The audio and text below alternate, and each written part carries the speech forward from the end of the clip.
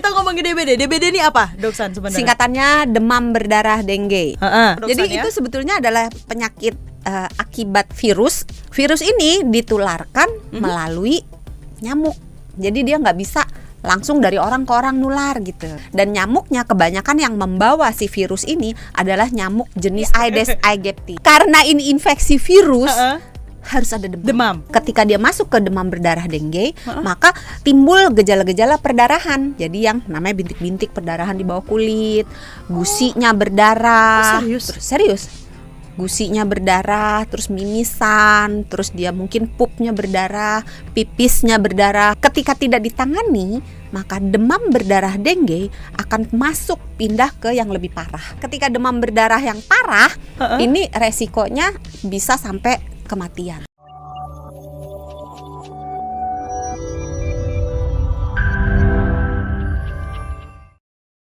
Hai sahabat Sonora, balik lagi di Kamu Sehat. Kamu sehat? Sehat. Kamu sehat? Sehat. Tanyain saya dong, saya sehat? Sesa sehat? Sehat. Kamu sehat, balik lagi bersama dengan Sesa dan tentunya dengan Dokter Santi. Dari mana Doksan? Perkenalan dulu Doksan. Panjang bener. Sebentar, kalau nggak salah. Ayo kita tes kemampuan Health Management Specialist Corporate HR Kompas Gramedia. Cakep. Tolong di bawahnya dibuat ya. Dimunculkan nanti Dokter Santi sekarang title-nya berbeda. Gajinya juga naik. Tapi tenang, title-nya doang yang berbeda sahabat Sonora. Intinya adalah masih membahas seputar kesehatan, ya kan? Ini ngomongin kesehatan, Doksan. Ini cuaca lagi nggak menentu, kadang hujan, kadang panas, kadang gunah gulana, kadang gloomy, kadang galau. Kalau diringkas berarti cuacanya, perasaannya, dan dompetnya. Tahu aja. Iya, jadi kan sekarang cuaca lagi nggak menentu nih dok. Apa sih bilangnya pancaroba katanya ya. Nah ini dengan adanya si pancaroba ini, nyamuk-nyamuk ini juga jadi lebih sering Doksan. Bahkan ini di rumah yang udah ketutup entah gimana caranya bisa ada nyamuk ganggu sebenarnya. Dan sebenarnya nih selain ganggu juga harus jadi was-was nggak sih? Karena kemarin sempat baca berita angka DBD cukup tinggi juga nih di Jakarta Doksan. Iya betul banget. Jadi memang harus lebih hati-hati sahabat Sonora ya. Nah karena kehati-hatian inilah akhirnya saya sadam tim Kamu Sehat kita akan berbicara soal DBD yang lagi ramai. Ini juga mungkin menjawab pertanyaan-pertanyaan dari sahabat Sonora kayak DBD ini apa sih, gejalanya gimana, penyebabnya gimana, apa yang harus dilakukan. Nah ini semua, ini sumbernya ada di sini sahabat Sonora. Jadi kita akan tanya-tanya. Jadi DBD itu apa? Ya kan saya nanya dok. Kan saya yang nanya. Jadi DBD kan yang ngomong DBD kan Sesa duluan. Title-nya ganti ke saya aja berarti. Health Management Specialist Corporate HR Kompas Gramedia. Sesa. Keren banget. Doksan, udah langsung masuk DBD. Kita ngomongin DBD. DBD ini apa, Doksan sebenarnya? Singkatannya demam berdarah dengue. Oh, dengue bacanya. Bukan dengue. Dengue.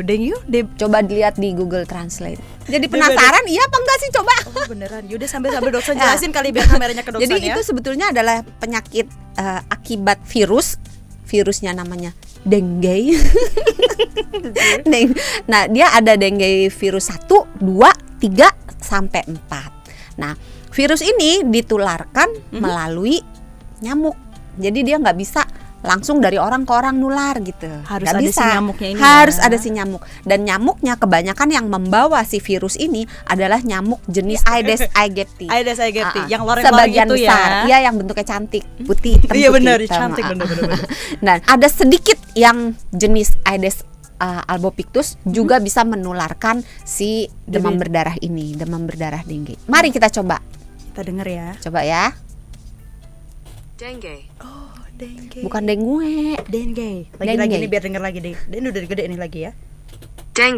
Dengue. Suka deh. Agak keriting gitu ya. Dengue. Oke. DBD, demam berdarah dengue. Iya. Itu tadi adalah sekilas tentang si DBD. Ngomongin DBD, ngomongin penyakit, kita pasti berbicara juga gejala dan juga penyebabnya. Iya. Gejalanya, penyebab kan udah tadi. Iya, makanya berarti gejala, Dok. Iya. Gejalanya ini apa? Iya, gejala. Iya. Gejalanya karena ini infeksi virus, harus ada demam. Demam. Iya. Jadi demam berdarah dengue ada 3 fase lah ya, tiga tahap dengue fever, jadi cuman demam doang. Nah ini beberapa asimptomatik, jadi nggak ada gejala sama sekali. Jadi sebenarnya di dalam badan kita ada nih si virus dengue-nya. Harus sampai melotot dengue. Tapi badan kita nggak ngerasa apa-apa, biasa aja gitu. Bahkan nggak ngerasa capek. Enggak. Kan modelannya kayak waktu COVID dulu. Ada yang simptomatik, Oh iya. kan ada demam, batuk, sesak. Ada juga yang Ya udah be aja. ketularan tapi dia biasa aja gitu. Ini juga sama, dia bisa biasa aja atau gejalanya ringan atau dia memberat. Nah, ketika dia memberat dari DF, dengue fever, dia pindah ke demam berdarah dengue. Jadi ketika dia masuk ke demam berdarah dengue, maka timbul gejala-gejala perdarahan. Jadi yang namanya bintik-bintik perdarahan di bawah kulit, gusinya berdarah. Serius.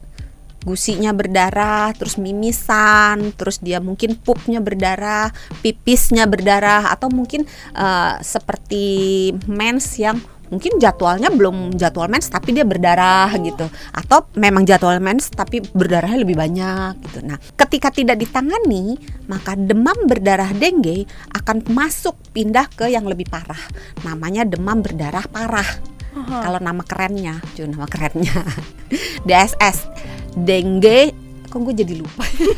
S-nya pasti salah satunya ada severe bukan? Iya. S-satunya lagi apa dok? Sindrom. Kita berarti bisa saling melengkapi. Dengue shock syndrome. Nggak ada severe ya ternyata.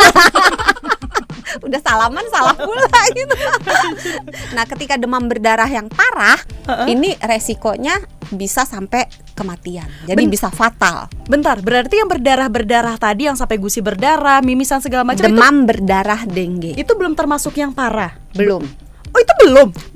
Separah itu tapi belum masuk. Belum. Tapi kalau dibiarkan itu sebentar lagi masuk ke DSS, demam berdarah parah. Lah, terus jarak dari gejala-gejala yang pertama-tamanya itu tadi berapa Kalau hari? pertama digigit sampai dia muncul gejala, itu kisarannya mungkin antara 4 hari sampai 10 hari. Oke. Nah, setelah itu dia akan demam dulu 2 sampai 7 hari. Oke. Nah, baru masuk ke step berikutnya. Tapi biasanya ketika dia masuk ke step yang lebih parah, dia membaik dulu. Oh, Jadi yang sempat turun dulu. Iya, Oh, jadi ya, justru itu yang harus diwanti-wanti orang ya. tua kan, oh ini anaknya udah mendingan, karena yang potensinya besar untuk masuk ke demam berdarah parah ini itu justru yang kecil-kecil di bawah 15 tahun untuk Asia ya. Tapi kalau untuk Amerika malah yang dewasa. Oh, dewasa. Dewasa. Tapi kalau di Asia penelitian membuktikan bahwa yang berpotensi beresiko lebih besar terkena demam berdarah parah itu adalah yang di bawah 15 tahun. Dan yang udah pernah kena dengue. Sampai melotot 1, 2, 3 Dengue.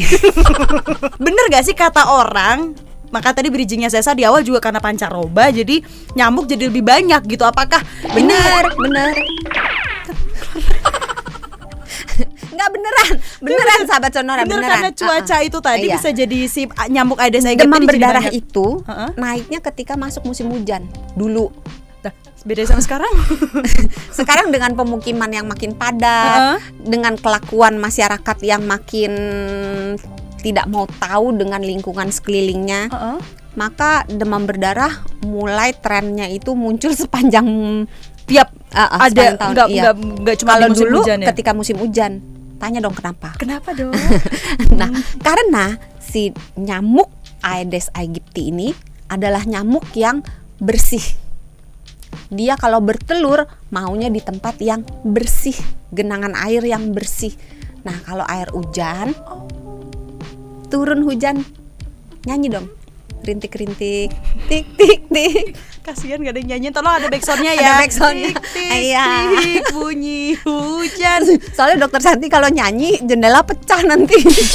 Udah ada backsoundnya aja, anak-anak kecil gitu ya, tolong nanti dibuat. Makasih.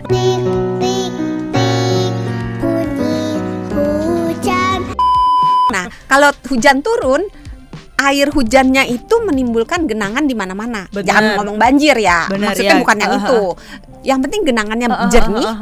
Sedikit aja ada genangan, dia udah cukup. Jadi nggak perlu dipikirkan genangan yang harus besar banyak gitu. Nggak, dia dikit aja dia sudah bisa melepaskan telurnya. Sekali lepas itu 200 sampai 400 telur yang akan berkembang menjadi 200 sampai 400 nyamuk dewasa. 1 ekor. Wah, produktif Dalam waktu sekali sekitar tuh, Ibu. seminggu. Iya, nggak ikut KB mereka.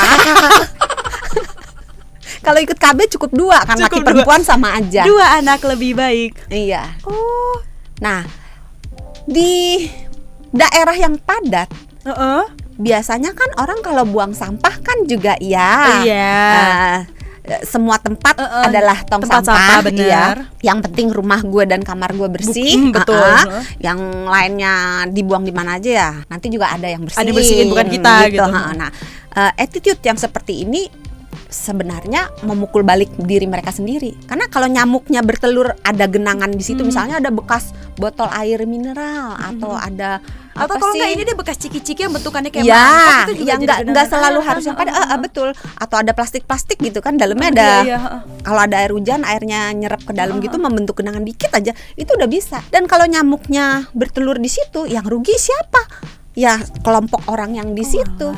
Karena nyamuk demam berdarah itu terbangnya cuman ada beberapa literatur sih. Ada yang bilang 40 sampai 100 meter, ada yang bilang sampai 400 meter. Tapi kan radiusnya Kan di di situ-situ situ-situ aja. aja. Nah, jadi apa yang kita lakukan dan apa yang tidak kita lakukan bisa mempengaruhi nggak cuma diri kita, tapi juga tetangga Orang-orang, kita, benar, teman benar, kita, saudara kita, dan sebagainya. Jadi cobalah lebih mikirnya agak panjang dikit gitu.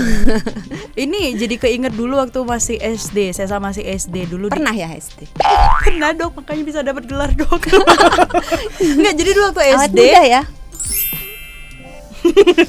Jadi dulu waktu SD itu kayak ada satu pelajaran apa, pokoknya dikasih tahu, iya supaya mengurangin DBD, supaya terhindar dari DBD, kita sebagai anak dulu zaman-zaman SD kan agak dibuat kayak anak-anak gitu kan. Kita sebagai anak-anak harus membantu orang tua setiap harinya agar tidak ada genangan air di dalam rumah, bersihin bak mandi, dilihat kiri kanannya, kalau ada genangan air bisa ditutupin, dikuras semuanya. Kalau ada bak mandi di luar juga harus dikuras. Terus pakai apa sih yang tabur-tabur Iya dulu? Bu Guru. Sama apa sih dokter dipakai? Abad, nggak tahu bacanya. Abate. Iya pokoknya itulah. Nah, Iya itu pakai tulisannya itu. abate, bacanya nggak tahu deh. Abeid. Abate. Tapi itu dulu sering. Tapi nggak gitu. cukup cuma dikuras. Orang-orang berpikir dikuras aja udah cukup gitu. Tapi ternyata harus disikat. Karena kalau cuma dikuras, si telur-telur yang Itu masih nempel? Masih. Rekat banget pakai nasi dia. Jadi suatu hari nanti ada air, dia Tetap ada. hidup lagi. Iya. Melanjutkan Terus nanti dia siklusnya jalan terhenti. gini-gini. Iya. Itulah sebabnya nggak cukup hanya menguras, dan mengurasnya itu nggak bisa 2 minggu kemudian. Kenapa? Karena udah keburu dia menetas. Dia netasnya tuh sekitar hari ke-8 sampai hari ke-10 kalau dia prematur. Nyamuk ada prematur. Mungkin sebelum itu udah lahir, udah boom. Tapi rata-rata sekitar 7 sampai 8 hari dia udah menjadi, dari yang di air, dia udah bisa menjadi nyamuk dewasa dan bisa terbang dan mulai bekerja. Nyamuk Aedes aegypti adalah nyamuk pekerja keras. Keren ya? Kenapa dibilang pekerja keras? Kenapa dok? Karena dia bekerja keras. Jadi dia gigit itu pada jam kerja. Pagi-pagi sampai sore. Nah, iya, office hour kata Ibu ibu produser. produser office hour. Iya, office hour. Dia rajin. 9 to 5. Tetapi dengan berkembangnya teknologi, nyamuk-nyamuk ini juga ditemukan lembur. Jadi gigit di malam hari. Ini harus di tempat yang penerangannya baik. Gitu. Jadi Ya memang nyamuk pekerja dan nyamuk yang rajin. Jadi Ini dia bisa naik jadi gigit. kartap nih. Apa itu karta? Karyawan tetap. Jadi dia gigit nggak cuma sekali, gigit lagi berulang kali. Oh, gitu? Multiple biter. Untuk satu nyamuk. Untuk satu nyamuk dia bisa gigit orang yang sama berkali-kali. Bisa juga gigit si sesa, gigit si ibu produser, si bapak, si multiple biter. Nah, karena dia multiple biter ini, maka penularan menjadi lebih benar. banyak. Karena kalau dia gigit tapi di dalam badan si nyamuk ini tidak ada virus dengue, maka tidak akan terjadi demam berdarah. Karena ininya gitu. benar-benar. Dan yang menggigit manusia, kurang ajarnya nyamuk ini lebih milih manusia daripada hewan. Karena ada jenis suku nyamuk yang lainnya yang lebih memilih hewan daripada manusia. Kalau jenis ini dia lebih memilih manusia daripada hewan. Dan si nyamuk ini dia kalau gigit dari belakang.